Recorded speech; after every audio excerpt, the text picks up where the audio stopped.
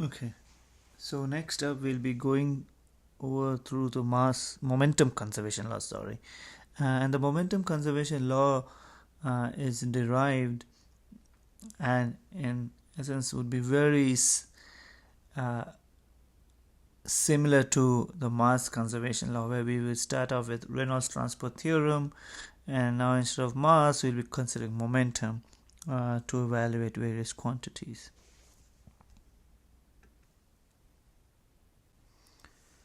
Okay, so just to refresh your memories, the Reynolds transport theorem, right? I'll rewrite the Reynolds transport theorem. It's RTT in short, right? It essentially said the time rate of change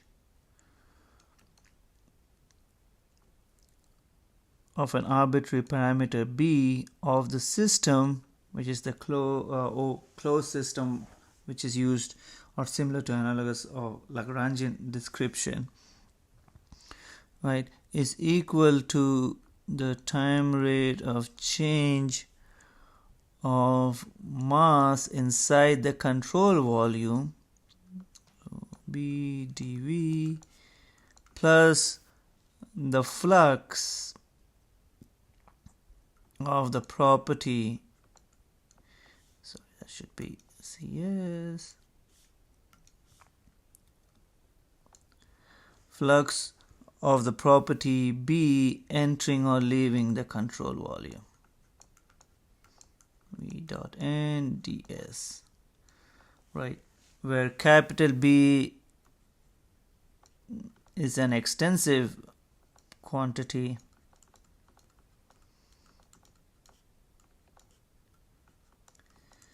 and small b is the equivalent intensive quantity given by capital B divided by small m.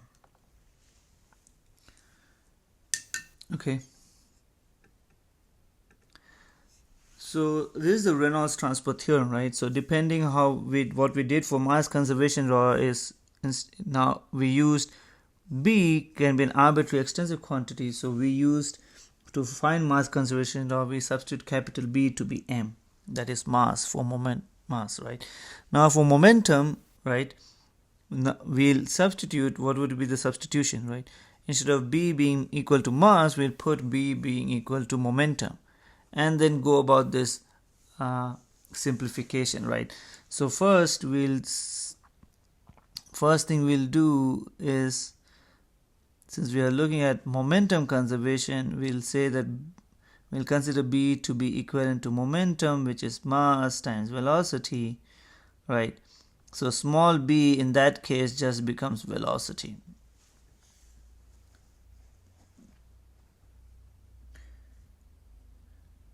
So now if you can substitute this in the Reynolds transport theorem, what you end up getting is d dt of m v, and velocity is a vector, so to emphasize that, there's a dash on top. The system is equal to time rate of change of momentum inside the control volume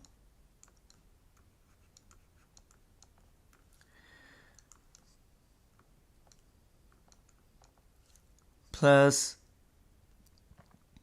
the flux of momentum entering and leaving the control volume, right?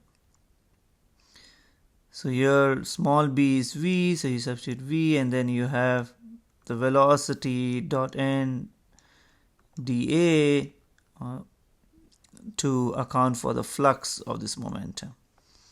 Okay, here probably it is clear why we use v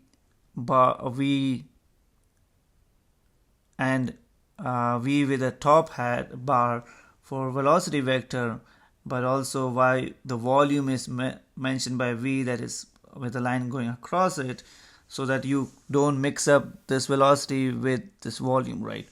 As a result, it's a thumb rule, so you'll see it in places where volume is mentioned as such.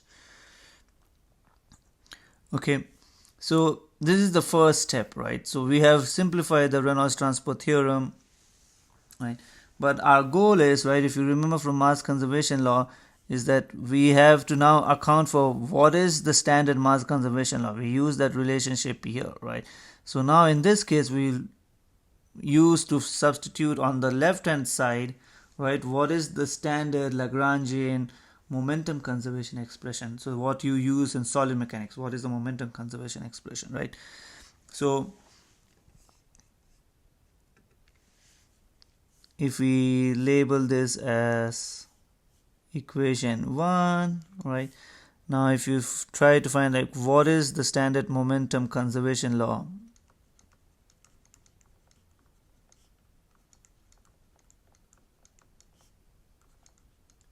right, so that is, if you are not familiar, hopefully you guys are familiar, it's Newton's second law. Right, Newton's second law essentially is the principle or the axiom for momentum conservation law, right, where you say that the net force acting on a system is equal to the mass times acceleration, right? So the acceleration is determined by the net force acting on the system, right? So if there are multiple forces, you need to add them up, right? So more generally, right, if acceleration, if you want to write it in terms of velocity, hopefully this is clear, it can be written as ddt of velocity, right? So this relationship can be rewritten as mass times velocity, which is momentum, right? So time rate of change of momentum of the system, right? So this is the same as mass times acceleration, right? Hopefully people are clear with that, right? So time rate of change of momentum is nothing but mass times acceleration, right? If you check the unit, it comes out to be consistent and same. Is equal to sum of all the forces acting on it, right? So if there are multiple forces, you need to add up all of those forces vectorially to be able to determine what the acceleration of velocity is, or time rate of change of velocity is, right? Okay, so now that we have this expression, we have another equation here, equation 2, right? So essentially we combine 1 and 2. So essentially we can substitute this out here, right? Okay, to obtain the mass conservation law for a fluid. Momentum conservation law for a fluid. So by substituting or by combining, let's say, just to make it simpler.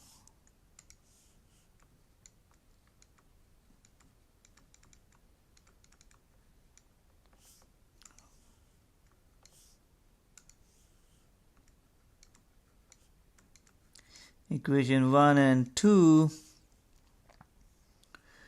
right, you end up getting the momentum conservation law for a fluid, which is ddt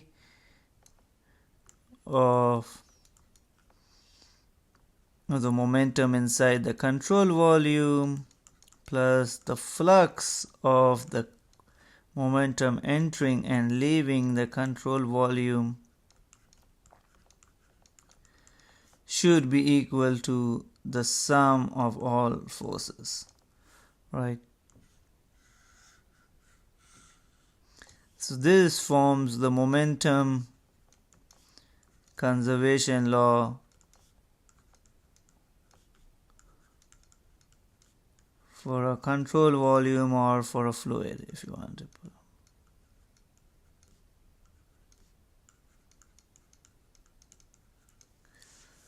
Okay. So, couple of things to note here, right? When it comes to mass, right? Mass is a scalar quantity, right? But when it comes to velocity, momentum, or force, right? It's a vector quantity, right? So if you look at each of these terms, right, each of these terms here are actually vector terms, right? So this is a vector equation. Okay, so the reason I'm emphasizing the fact that this is a vector equation is that this equation actually is a sum of multiple linear equations, right? So this equation represents three different linear equations in three different dimensions, right? So if you hopefully remember from solid mechanics, when you do force balance, right, you do a force balance separately in x direction, in y direction, in z direction, right? So when you say F is equal to ma, you can separate it into a force balance in the x, y, and z direction, right? So you solve them separately. Similarly here, when you think about momentum, right, momentum conservation is nothing but kind of analogous to force balance, right? Okay, so here also you can technically, this equation actually represents and means three different equations. So you can write this in x direction, in y direction, and in z direction separately, right? So if you consider three dimensions, these are three essentially representative of three different equations, right? So just be mindful of that. When you're actually solving for it, you have to break it down into its component form and use it, right? Okay. So to further emphasize the fact that it is in vectorial form, I'll kind of write. So essentially what I mean by that is that when you actually use force mass momentum conservation law, right, you have to write it in separate component forms, right? So essentially if you're doing a momentum balance, right, you write ddt of momentum of the control volume, but momentum in x direction. So you use rho times u dv, where u is velocity component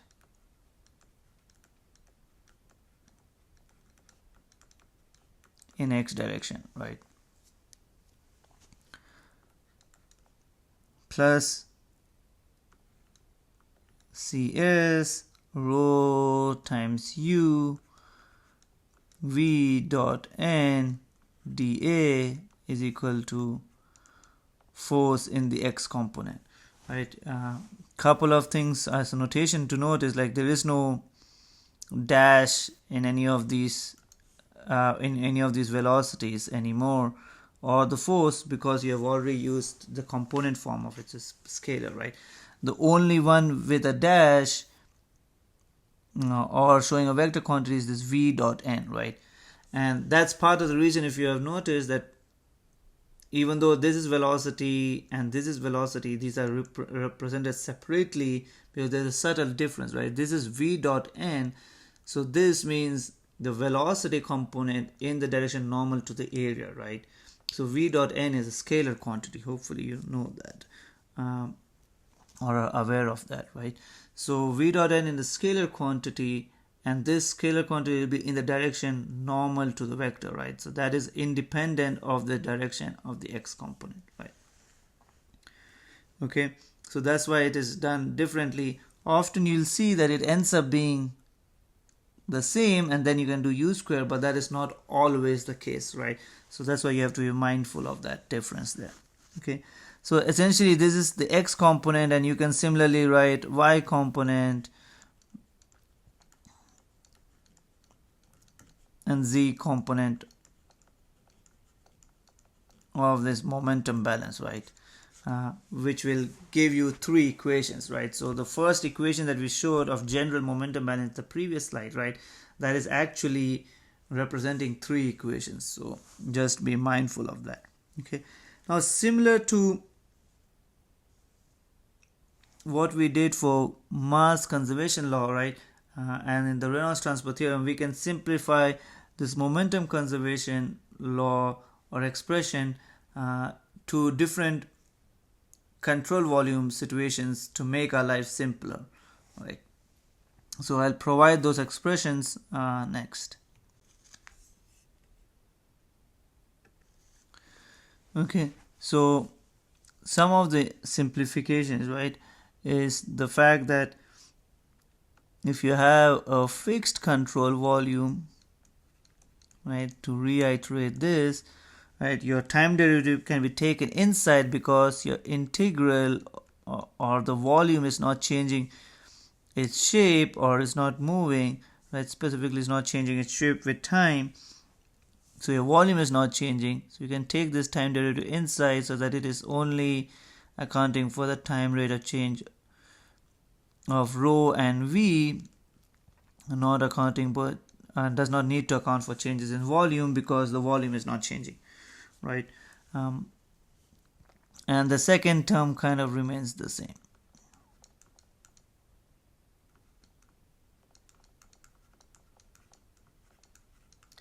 Is equal to sum of forces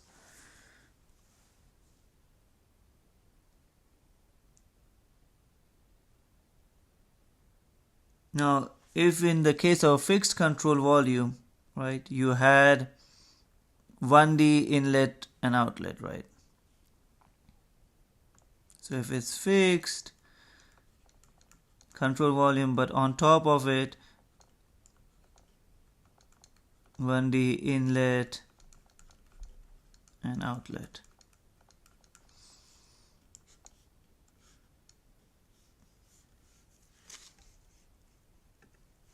so in that case the second term which accounts for, so the first term remains the same,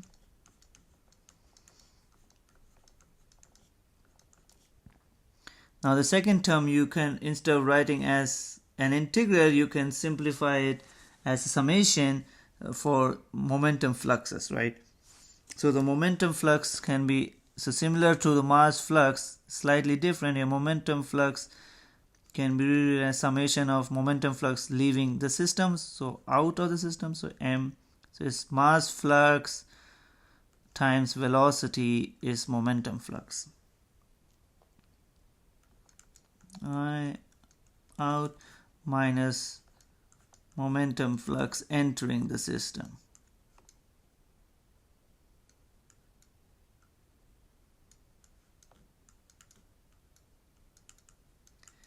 Is equal to the summation of forces.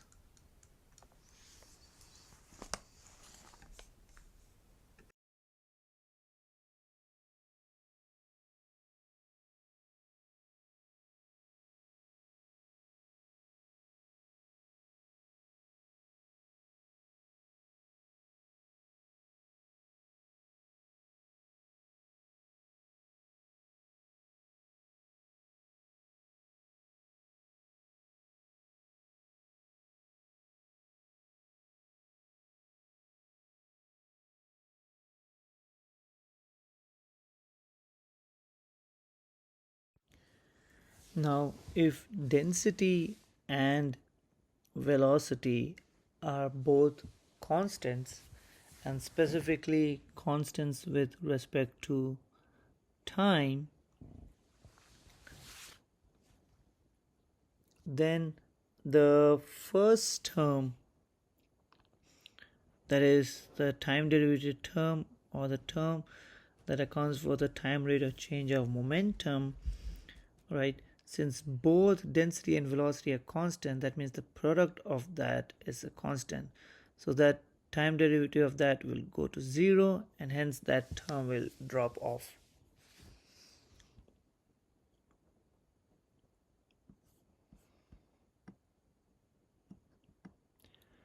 Now the next thing to note is that when we talk about the forces, we have written summation of forces, right? So it is the sum of all the forces acting in a particular direction, right? So let's say there could be that summation of forces could include gravitational force, it could include, say, viscous forces, it could include pressure forces, etc., right? So it's a sum of all of these forces.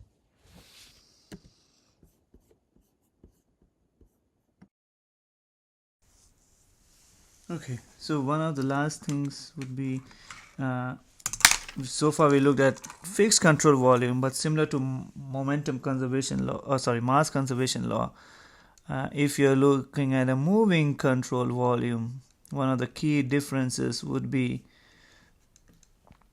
right, that you are no longer using the absolute velocity of the fluid, but rather you're using the relative velocity.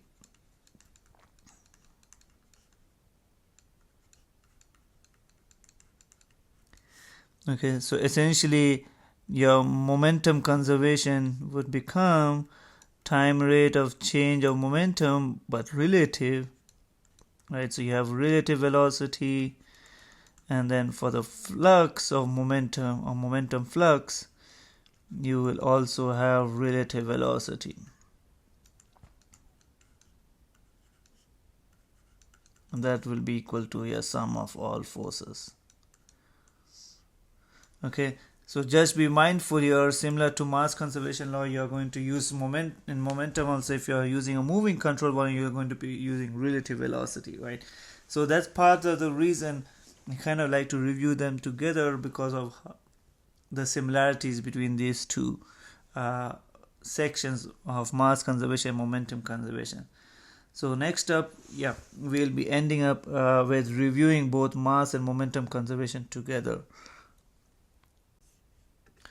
Okay, so first up, we'll just briefly go through the steps that will help you solve these problems related to mass and momentum conservation law, right? Okay, so first off, I think so we kind of went through this in the mass conservation examples when we looked at it, is what you want to do is identify the control volume, right? So identify what is your control volume depending on what is being asked, what is being stated, and what are the things being given to you, right? So first it will be identify the control volume, and more specifically what type of control volume it is, whether it is fixed, moving, and deforming, right? So depending on that, you can simplify your relationships or the equations, or you can use one type of equation versus the other to simplify a problem, right? The next thing, if once you have done identifying the type of control volume and what your control volume is, which again to say, you have to show me the control volume in all of your problems, including your exam problems, right? So next thing, once you have done the control volume, is to identify if the flow is steady or unsteady, right? So is the flow parameters changing with respect to time, right? Is the density changing? Is the velocity changing, right? Depending on that, right, you can have a situation where the density is not changing with time, but the velocity is changing with time, right? Or vice versa, right? But be mindful, this is changing with time, right? So it can be a situation where is changing with space, the density is changing with space, velocity is changing with space, right? You have a density distribution or an ununiform object, right, who's more denser on one side than the other, right? Your density is changing with space, but that is still a steady problem because your density is not changing with time, right? So be mindful when you're talking about steady or unsteady, it's always is density or velocity or any other parameters changing with time, right? So if you're taking for 5 seconds and 10 seconds and 20 seconds, those parameters stay the same at a given location, right? So that's kind of what you mean by steady or unsteady. The reason you do that is because then you can drop the first term in both mass and momentum conservation that deals with time rate of change of mass or momentum inside the control volume, right? So that's the reason it is helpful to identify if the problem is steady or unsteady, because that simplifies your life a bit. Okay, next thing is to identify if the flow is incompressible or compressible, right? Incompressible essentially means that, by this what we essentially is meaning if the density of the fluid is constant or not, right? So depending on, you might have a situation where the density, the fluid is incompressible, so the density is steady and it's not changing, with space or time, right? It could be, right? So you can drop the first term of the mass conservation equation, but since it's not a steady flow, right, where the velocity might be changing still, so your momentum conservation, you still have to retain the first term of the time derivative, right? So incompressibility relationship helps you remove the density, like some of the problems of mass conservation we have looked at in general throughout the equation if the density is constant, spatially as well. But also it helps you also simplify the first time derivative term in the mass conservation law because your density is constant, right? But that's not the case specifically for momentum. So that's why you need to make a distinction between a steady and unsteady problem and an incompressible or compressible flow problem, right? Because if once you're dealing with compressible fluids where the density can change, right, things get more complicated. Okay, so the next thing you have to look at is what are the forces acting on the system, right? Because if you remember from momentum conservation law, you were supposed to add up all the all the forces, right?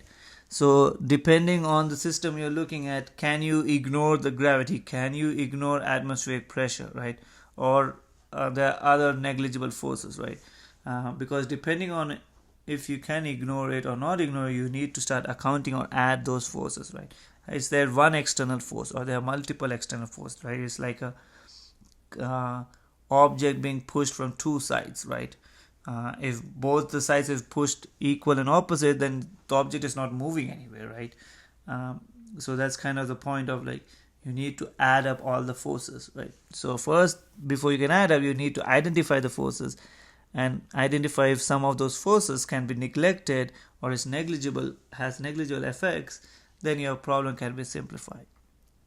Okay, so next thing to simplify or to make your life easy is to consider if you can assume any of the inlet or outlet is 1D, right? And for an inlet and outlet to be 1D, you should have one of the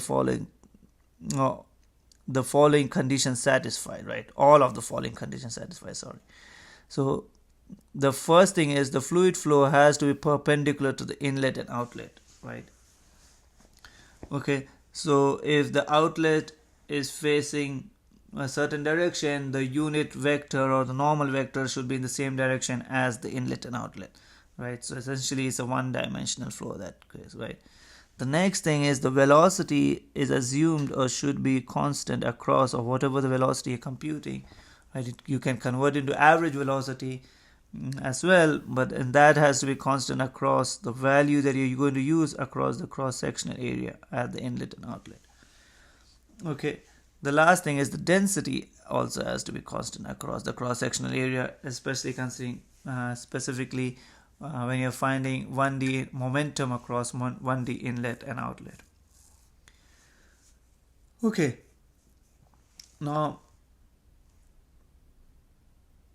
the subtle thing that is there, which we'll see in some of the problems, example problems when we do in momentum conservation, right, is the fact that depending on the number of unknowns, right, if you have velocity and a force unknown, or if you have mass and velocity unknown, right, if you have more than one unknowns, you might have to use both the mass and momentum conservation equation, right?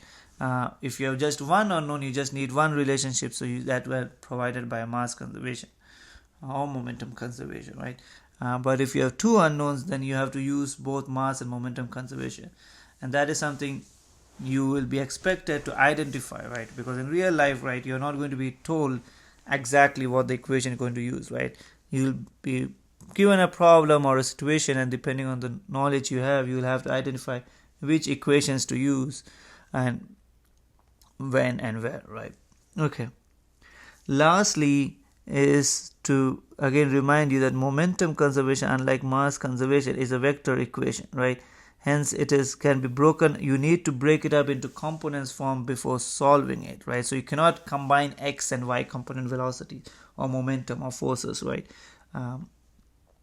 in a linear relationship, right? So make sure that when you're solving it, do so separately for x, y, and z direction. Okay. Okay. So that's just the basic steps that will help guide you and help solve the problems related to mass and momentum conservation.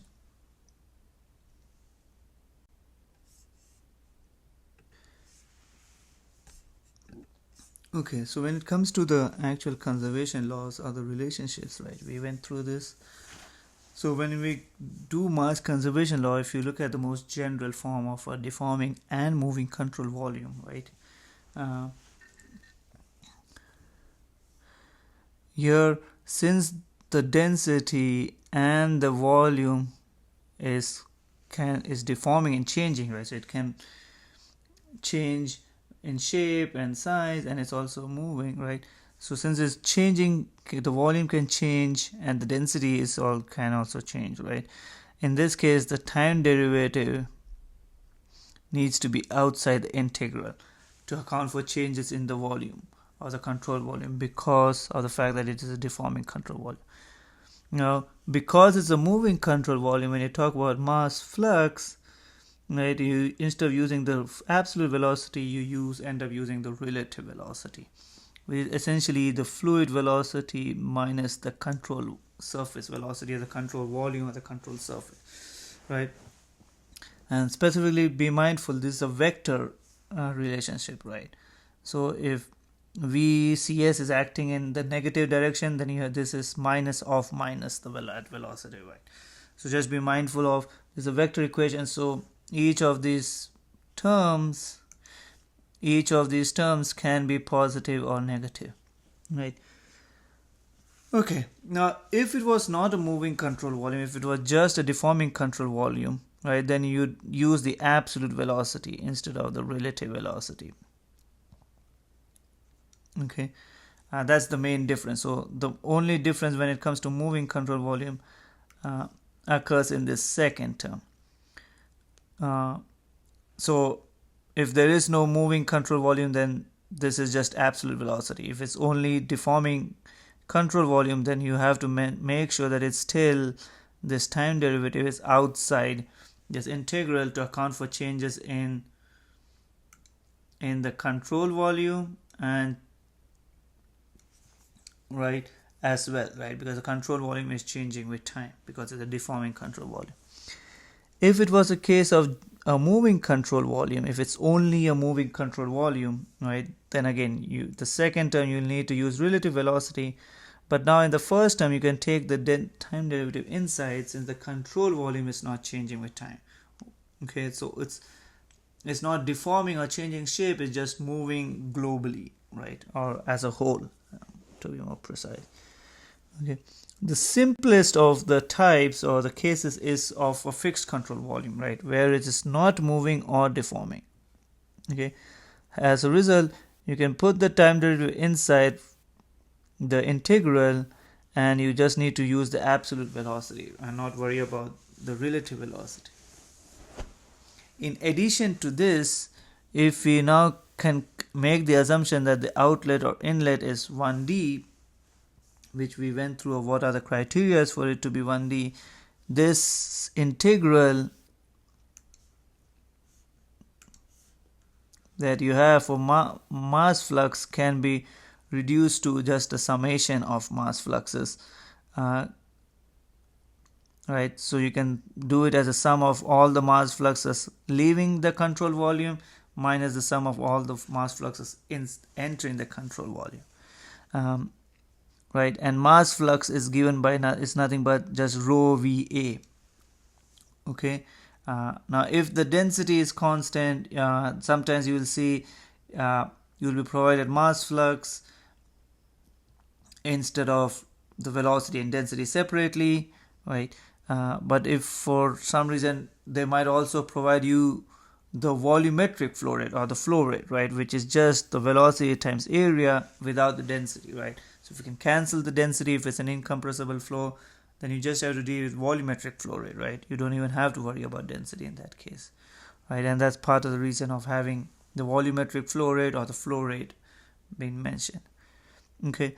Now if the problem was steady and 1D, then essentially this first term would drop off, right, leading to just saying that the mass flux needs to be balanced. So the amount of mass entering the system must be equal to the mass leaving the system. You cannot have an accumulation or a loss of mass inside the system itself, right? The total mass needs to be conserved. Okay, now similar to mass, right, we have the same thing with momentum, right? Okay, so if it's a deforming and moving control volume, which is the most general form, your time derivative has to be outside the control volume, and you use relative velocity instead of the absolute velocity.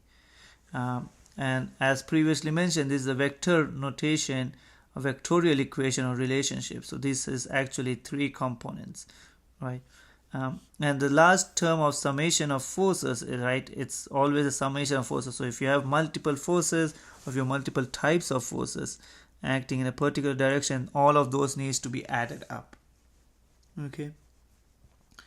Now for deforming control volume, if it's not moving, it's just deforming, then you don't have to worry about relative velocity. You can use absolute velocities. But now if it's just moving and not deforming, right, you can take the time derivative inside, but then you have to use the relative velocity in every point. Okay.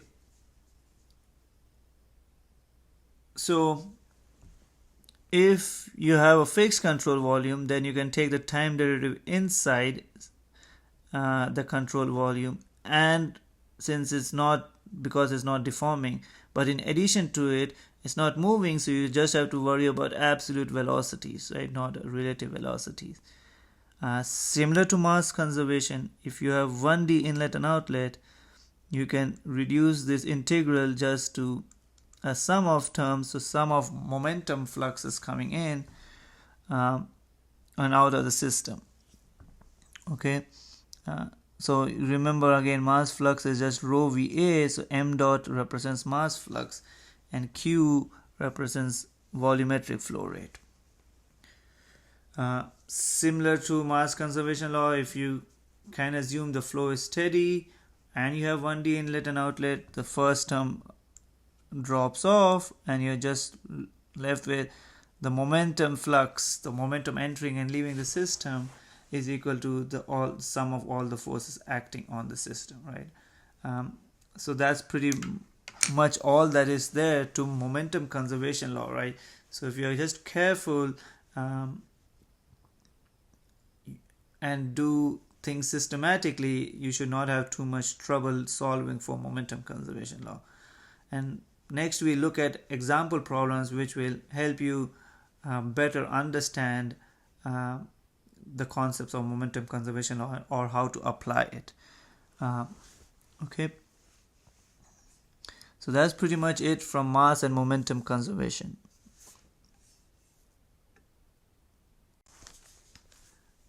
Okay, so now we'll go over some example problems related to this, to the momentum conservation law. Okay, in the case of the first example problem, we have a water jet coming off of a nozzle.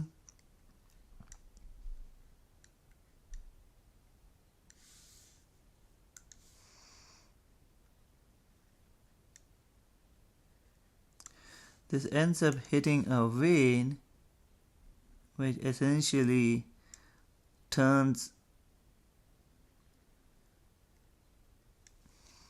changes the direction or turns this flow, right?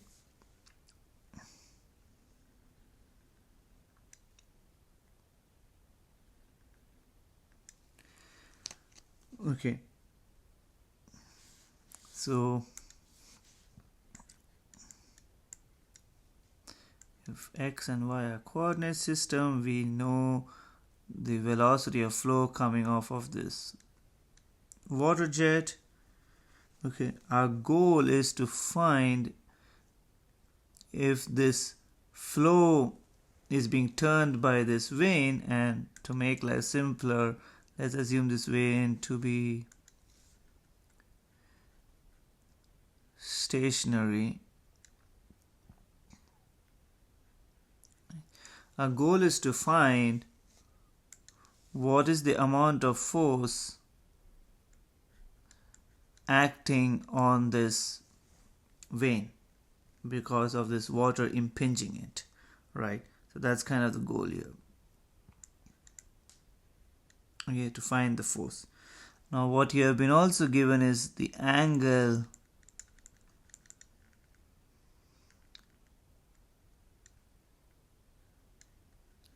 theta by which this vane deflects this flow. Okay, so if you want to list it out, the quantities that are given to you, you have given the area of the jet,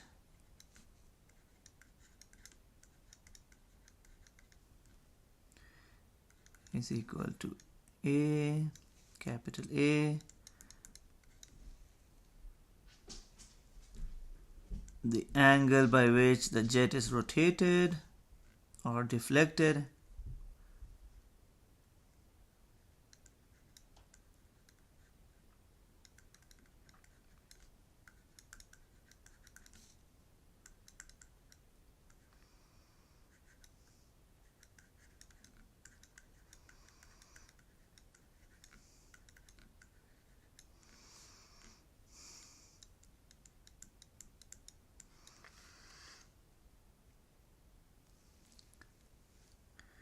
the velocity at the inlet, which is given as v1,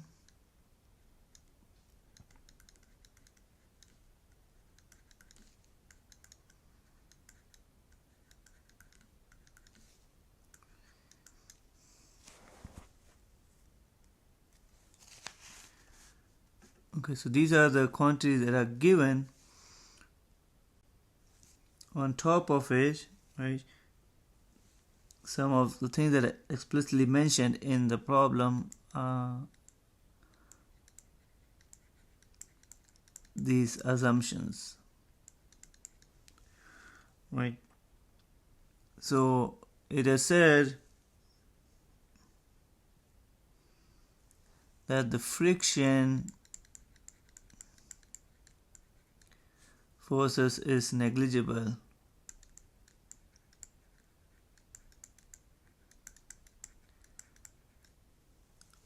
Hence you can assume no loss in momentum.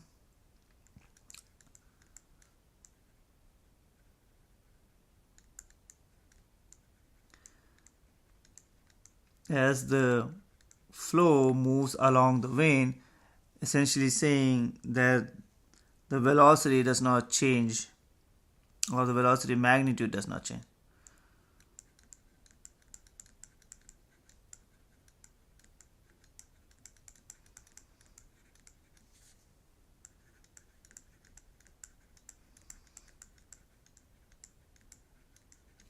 And saying that the outlet velocity v2 should be equal to v1. Okay. The next thing is mentioned that the flow is steady, that is, it has no time change, nothing is changing with time.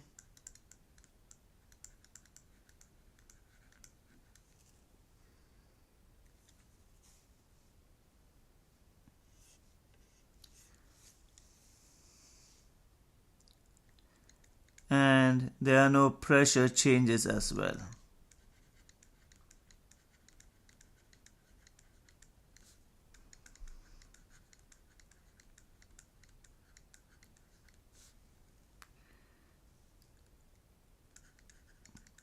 Throughout the flow.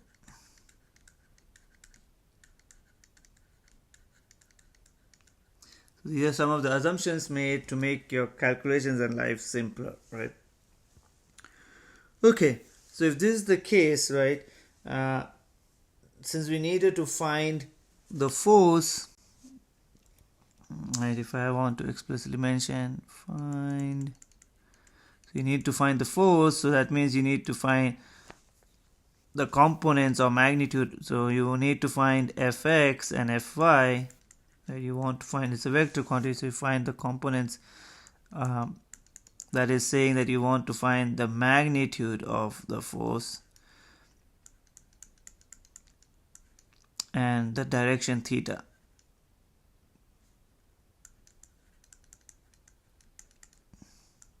Direction of force vector. Okay, so that's kind of the goal here.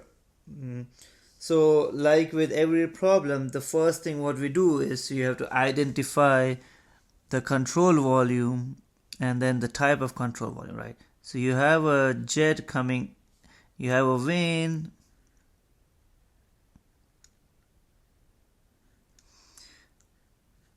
and it deflects, that has an angle tilt of theta degrees, which deflects the water coming in,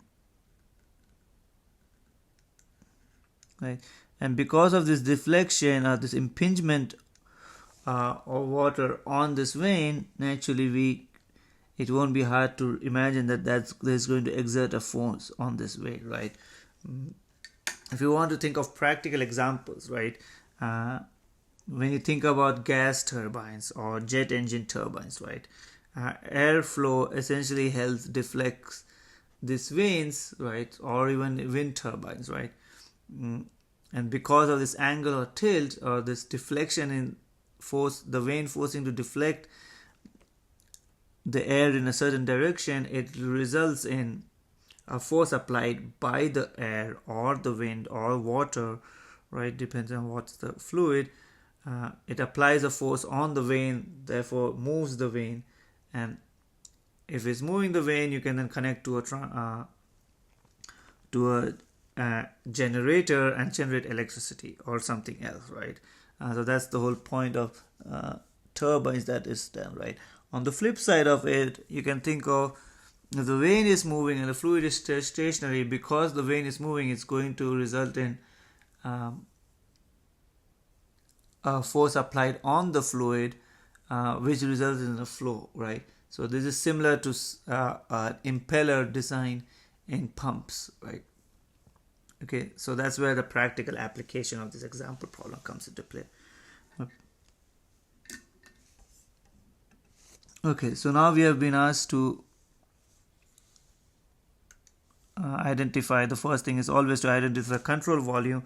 Since the fluid entering and the region we are concerned with is the vane, so we draw a control volume that kind of encompasses the vane and the fluid, right?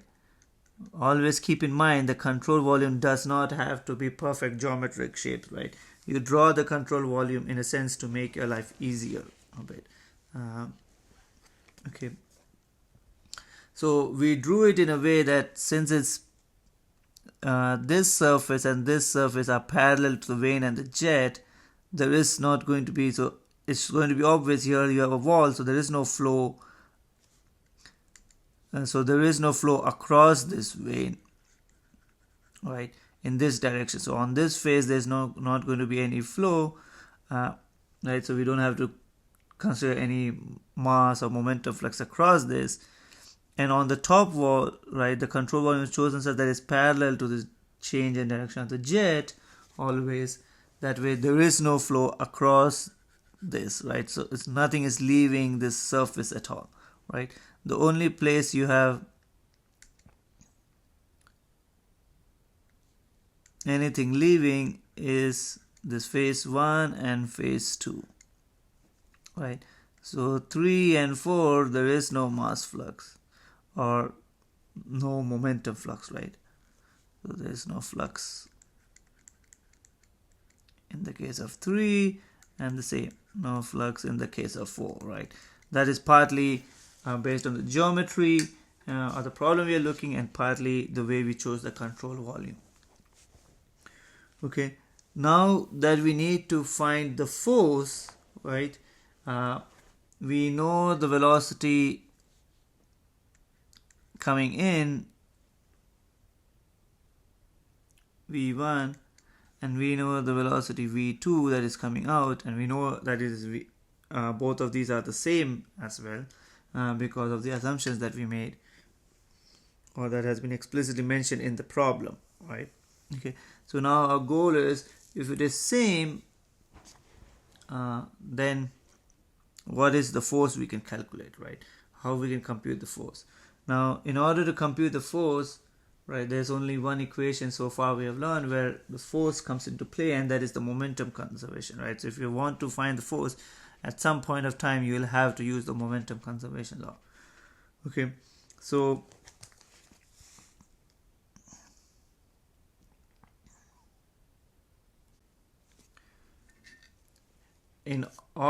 so when it comes to momentum conservation, which momentum conservation law we use, right? So what is the type of control volume we have? We have a fixed control volume, right? That is the first question we need to ask ourselves, so that we know if we can take the time derivative inside or outside, or any other changes we need to make, right? So do we need to use the absolute velocity or relative velocity? Okay, so now we know the fixed control volume. The second question we want to ask is this flow steady or incompressible? So in this case, the flow is steady, and since it's not explicitly mentioned, but we can, unless it's explicitly mentioned, you can always assume incompressible flow.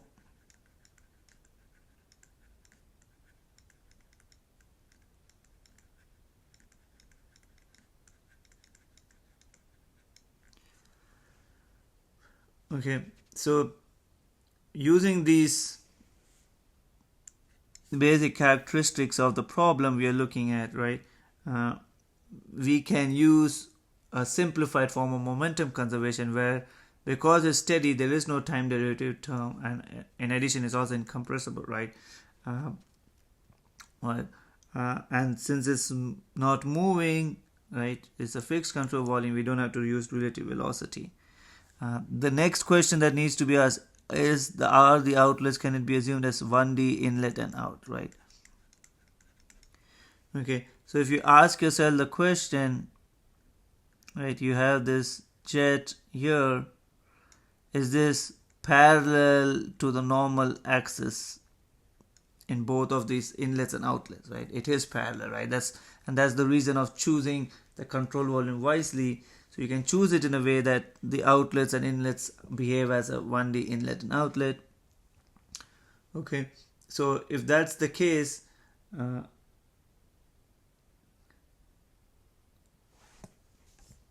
the next question to so that's the case. Next question to be asked is the velocity changing across the cross-sectional area? And the answer is no, it's not changing across the cross-sectional area, right? Okay, so if these are the cases, essentially we can say it is a 1D inlet and outlet, which makes our life even simpler, because now the flux term, the second term, we don't have to do the integration, we can just do a basic summation, right? Okay, so essentially your momentum equation or momentum conservation that you use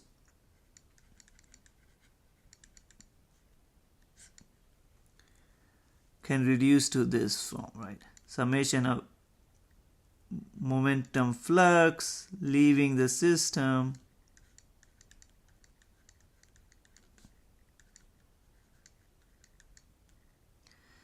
minus summation of momentum flux entering the system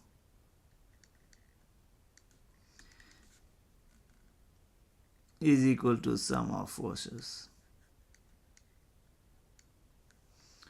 acting on the system, right? So as previously said, right, when it comes to momentum balance or force balance, right, these are vector equations, so you have to solve it in component form. So this equation essentially, since we are looking at a 2D problem, right, you have x and y axes, right? So this equation essentially represents two sets of equations, algebraic equations, one in x direction and one in y direction, right? So you have to split this up into this equation into two parts, where one would be in x direction, right? So if we want to write first in x direction, this will be summation of I and actually we don't need to do summation because there's only one inlet and outlet in our specific case.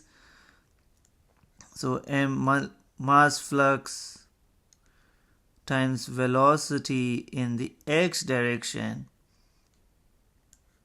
of the outlet minus mass flux times velocity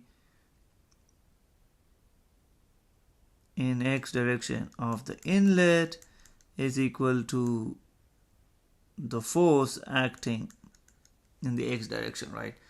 So the only force that is going to be applicable in this case is the reaction force because of the water jet. The reaction force because of the water jet, right? And partly because there are no pressure forces, right, acting on the water there, right? So there are no other forces, or we are assuming or neglecting other forces or the effects of other forces, and the only force is because of the actual water impinging on it, right? So atmospheric forces are assumed to be constant or negligible across this vane. So there are no additional outside forces acting on it.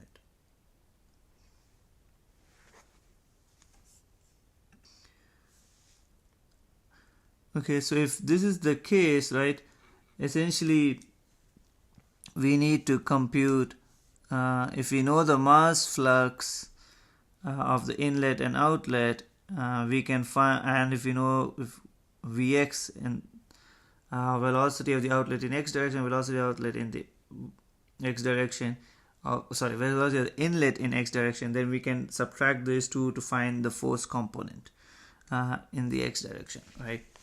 So first off would be the question, what is the mass flux, right? So mass flux of, let's say, outlet is computed as rho times velocity times area, right? And here velocity is dotted with n, so it's just the velocity entering or parallel to the face or normal to the face, right?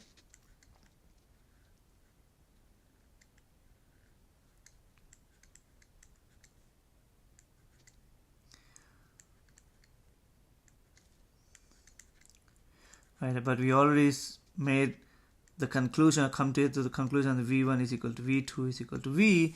So your mass flux out is just going to be rho VA, since the area of the jet is constant, right? We already know that the area of the jet is given by A. Now, if we do the same for mass flow in of what is entering in, right, it is going to be the same, right? Because the velocity has not changed as a result of having no friction effects, right? So if the velocity is not changed, the area has not changed, the mass flux in and out is going to be the same, right?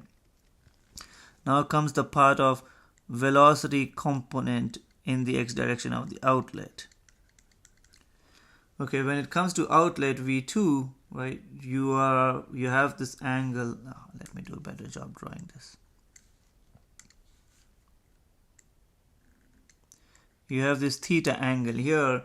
So essentially we are asking to take the component of velocity in the x direction, so Vx, right? So what will Vx be? If you know theta, Vx, you all need to do is transform or take the component of it, so it is going to be Vx cosine theta. Okay. Similarly, we have to take the x component of the inlet. Now in the inlet case, your theta V1 is parallel to the theta axis, right? So theta is 0, right? So in this case, Vx in is nothing but just the velocity. Sorry, I should make this on top. It should have been just V cosine theta. Okay, so now you know the inlet velocities and the outlet velocities, the x direction. So you substitute back into the momentum conservation and you end up getting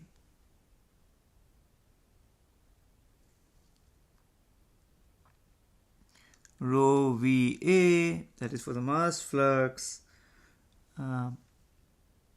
times V cosine theta, right? That is, this amounts for momentum flux of the outlet minus rho times VA, because it's the same for inlet mass flux, and then to make it momentum flux you have to multiply with velocity, but it's going to be the same in the x direction, so you have rho VAV, right? And that is going to be the net force in the x direction. Okay, so if you want to further simplify, it's nothing but rho V square A cosine theta minus rho V square A is equal to the force in the x direction, right? Now similarly you can compute the force in the y direction, right, because you only have done the half of the job. Okay, so when it comes to the mass flux is going to remain the same, so you have rho VA, right? But now what you're concerned with is the velocity in the y direction of the outlet.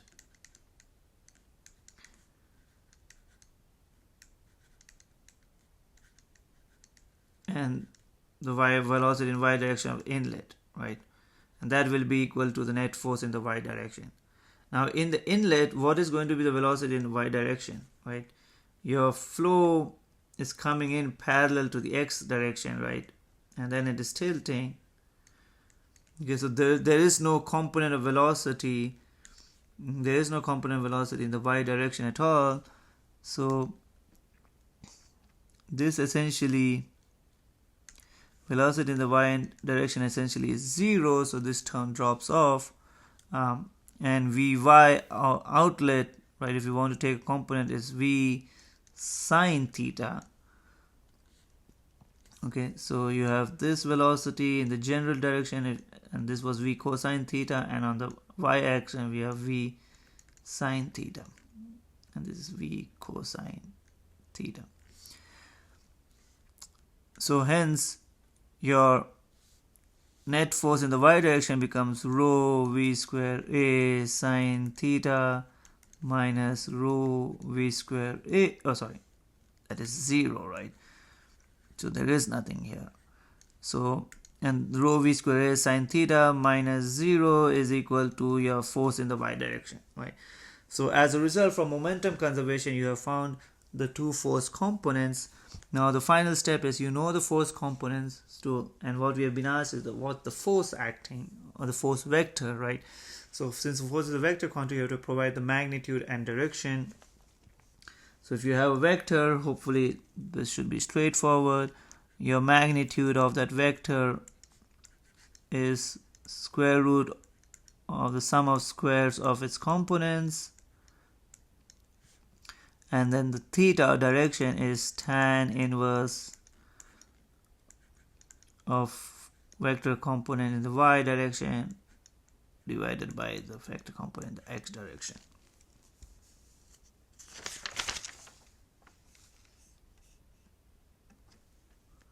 Okay, so that's pretty much it, right? So essentially this is your solution.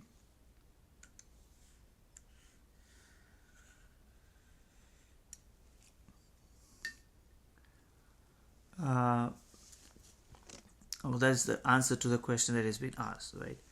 Hopefully that is clear. Now we'll do one more example problem related to momentum conservation before we completely wrap up this chapter. Okay, so now in this second example problem,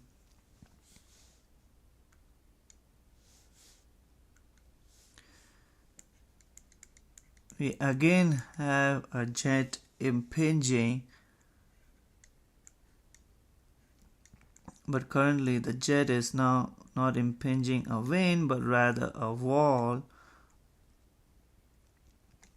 that is attached to a moving cart, so it can move with certain velocity, right? So the wall itself is moving, right? So this jet impinges this, and it's a flat wall or perpendicular wall. So this jet impinges and it gets split into two parts, right? So there's a jet that goes upwards, and then there's a jet that goes downwards, right? Okay, so here you have a velocity of jet, and assuming that there's no frictional effects, again we can say that the jet is getting split equally into two, right? So if you assume let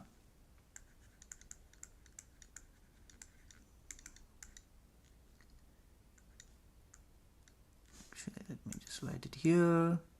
So if you assume no friction, no gravitational effects,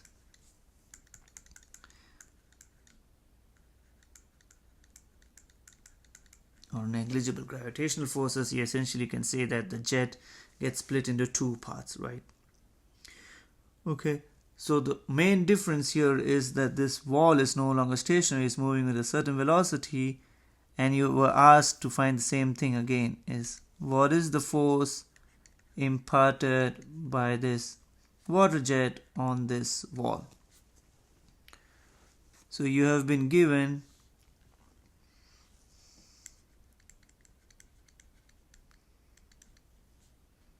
the velocity of the jet is 20 meters per second. The velocity of the plate VC is 15 meters per second. The density of the fluid is that of water, and that is 1000 kilograms per meter cube. And then the jet area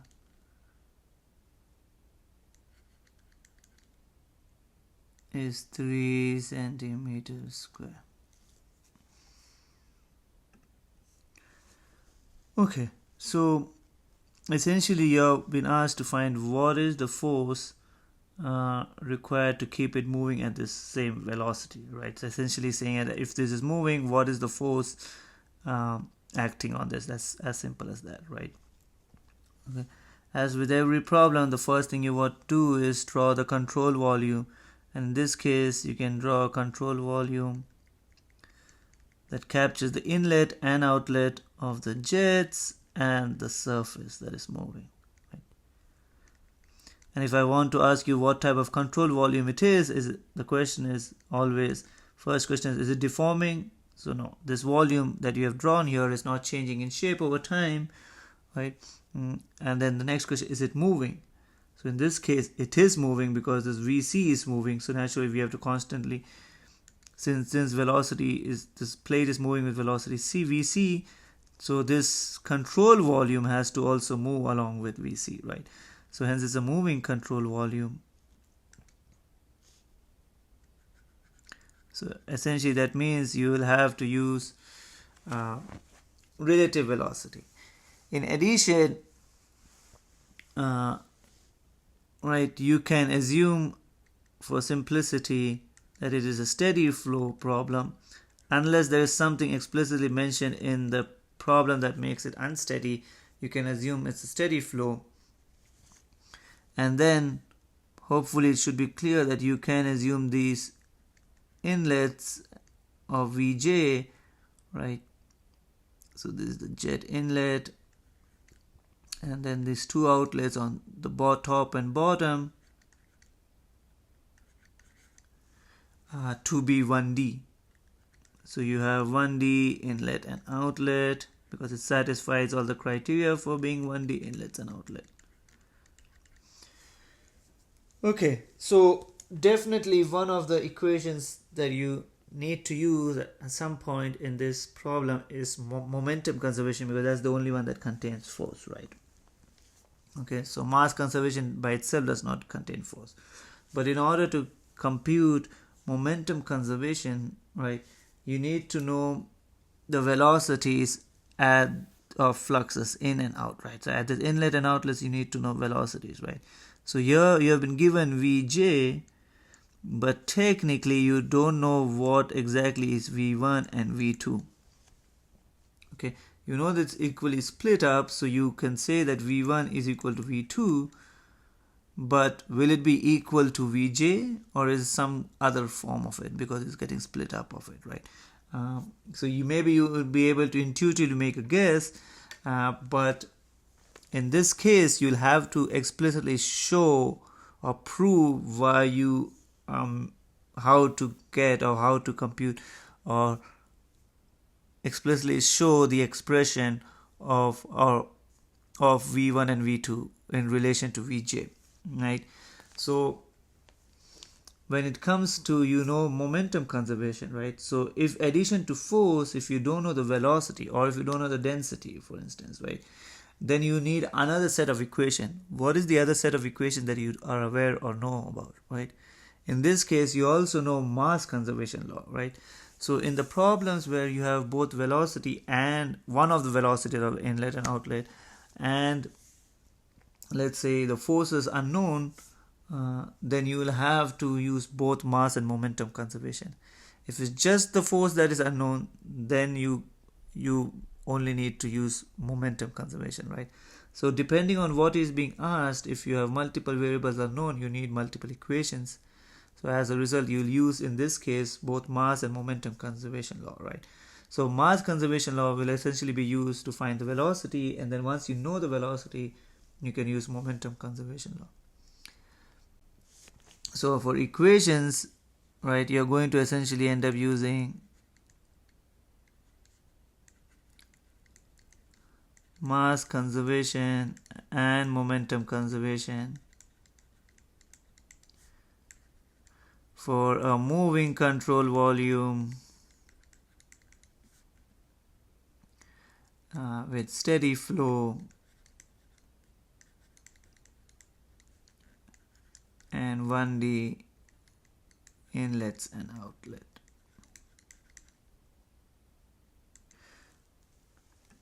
Okay, so first thing first, we'll use mass conservation law to find the velocity as we talked about it. Right, so by using mass conservation, since it's 1D inlet and outlet, right, your summation on, you have already assumed steady state, so essentially a summation of mass flux of out minus summation of mass flux of in are equal to either or is equal to 0, right? So if you add up all the out, so you have two outlets now, right? So that is, it got split into two jets, right? So you have jet coming from 1 and 2 phase, right, as well. So you have two outlets, so essentially you have mass flux 1 plus mass flux of outlet 2 minus mass flux of inlet or jet is equal to 0. So since it's equally divided, we know the velocity v1 is equal to v2, and let's call it just to be v, right? So the outlet mass flux can be rewritten as rho v1 a plus rho v2 a minus rho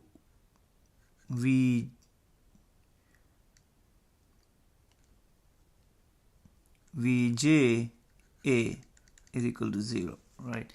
Now since because there's no friction losses, right, and it's the same fluid, a1 is equal to a2 is equal to aj is equal to a is a good assumption, and since it's the same fluid, you have the density constant, so your a cancels off. Okay, so that's all good, but we made a small mistake here, right? And what is it? Okay, so the point and the reason I intentionally skipped it is because to emphasize this, right, you are using a moving control volume, right? Your control volume is moving, right? So these velocities are actually going to be relative velocities. Okay, so v1 is going to be relative velocity, v2 is going to be relative velocity, and vj is going to be relative velocities, not absolute velocities, right? So if you want to rewrite this, right, so essentially it's going to be v1 relative plus v2 relative minus vj relative is equal to 0,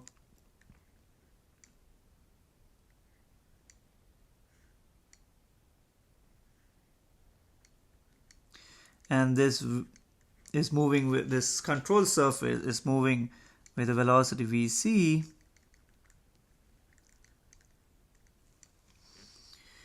Okay, so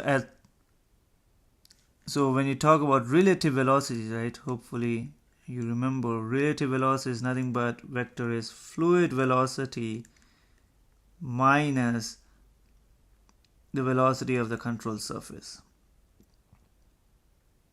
Okay, and these are vectorial relationships, right? So be mindful, these are vector relationships here, right? So that's the whole reason I emphasize on putting a bar there.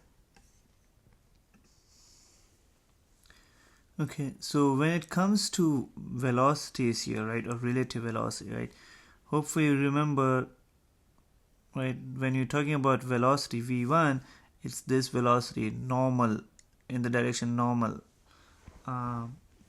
to the axis, right? So in this case it is in the y direction, right? So when you're talking about v1 and v2, it's in the y direction. There is no velocity of the control surface in the y direction, hence v1 r in the y direction is nothing but just v1, right? Because there is velocity of the control surface in y direction is 0, and same with v2.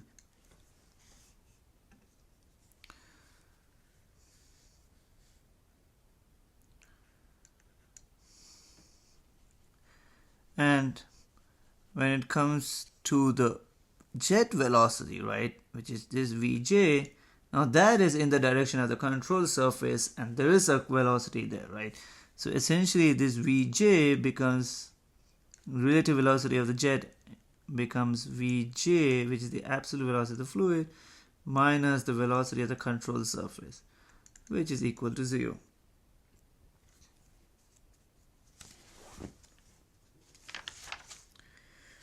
Okay, so essentially you can say that Vj minus Vc is equal to V1 plus V2, and since we know that V1 is equal to V2 is equal to V, this is just going to be twice V, right? That means V is nothing but Vj minus Vc by 2.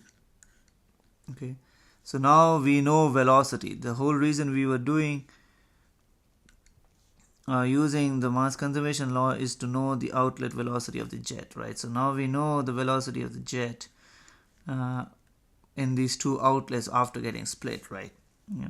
Okay, so now that we know the velocities, now you can use the momentum conservation law to find the force, net force acting on the object. So now that we know the velocity and obviously from velocity we know the mass flux, if we go to write the momentum equation, we'll do the same thing. Sorry, let me use a better mark. We will write the momentum equation first in the x direction and in the y direction.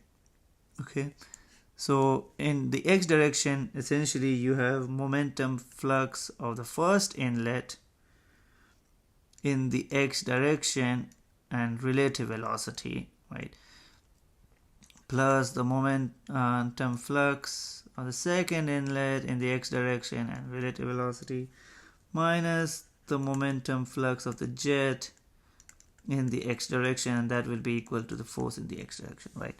We just talked about how you have a jet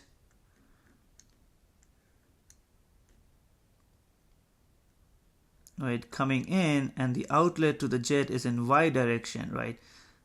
So if you're talking about the x component of it,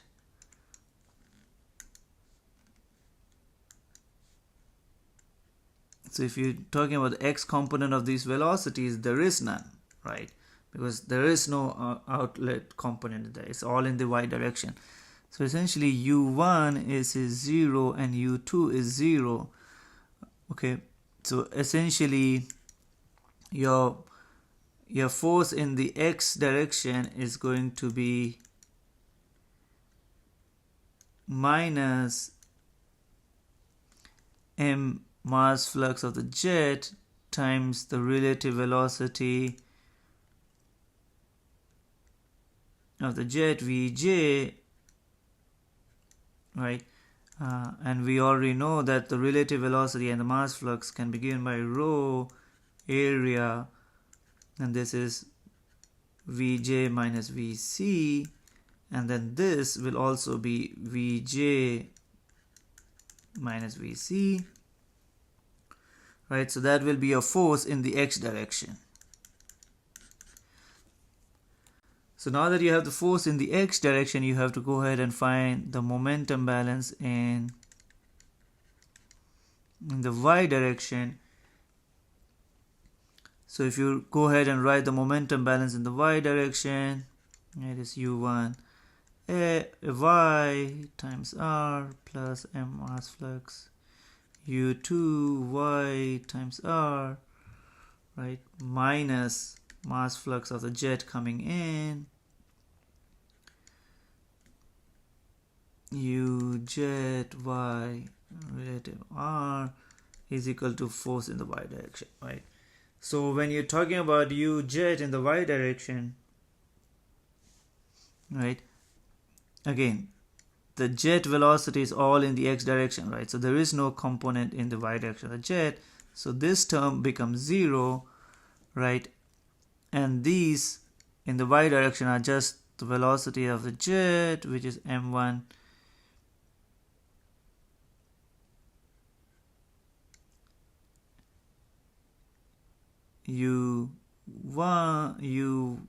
u1 plus m dot u2 is equal to fy, right?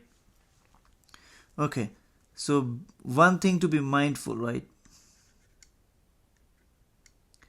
And there is a small mistake I made, and that's why I want you to be mindful of that. And this mistake I made so that you can see. So u1 was in the upwards direction, right? And u2 is in the upward direction. So when you're talking about velocity component of y of 1 in the y direction, right, this your xy coordinate is as such, right? So u1 is going to be positive, but u2 is acting downwards, so this is actually going to be minus u2, right? So in other words, if we know that u1 and u2 are going to be equal, and to simplify it, we give it as u or v if we want to say it as that. So m dot v1, this will be m dot v, minus m dot v is equal to fy, right? So we know the mass flux on these jet outlets are the same and the velocities are the same, so these two will cancel out, essentially saying that the force in the y direction is going to be 0, right? And that should make intuitive sense because the momentum or the jet is split equally up and down, right? So there is not going to be net force, it's going to cancel each other out. So the net force in the y direction is going to be 0 and all the force will be just in the x direction, right? So now that you know the component of force, you know the magnitude, and you can find the direction. So that's pretty much it being solving how to go about solving this problem, right? If you have any questions, please free to ask. As mass and momentum conservation and how to implement it can be a bit challenging when you go. So and that's pretty much end of this section.